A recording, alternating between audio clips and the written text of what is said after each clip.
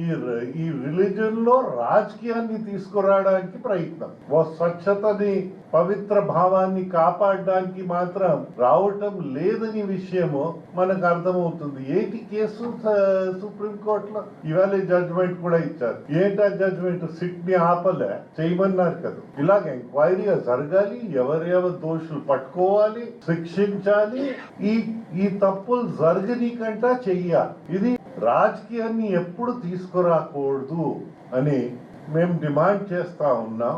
ఇంట్లో నేను ఒక మతం, రోడ్ పైన ఇంకొక మతము. నేను ఇంట్లో ఆనెస్ట్ గా ఉంటాను, రోడ్ పై నాకంట పెద్ద క్రూక్ ఉండరని రుజువు చేస్తా ఉంటాను. This is not the way we go. ఇది మంచి పని కానే కాదని నా భావన. అందరినీ రిక్వెస్ట్ చేస్తా ఉన్నాం, దయచేసి అండ్ గవర్నమెంట్ కి డిమాండ్ చేస్తా ఉన్నా, మీ పైన బాధ్యత ఎక్కువ ఉంది.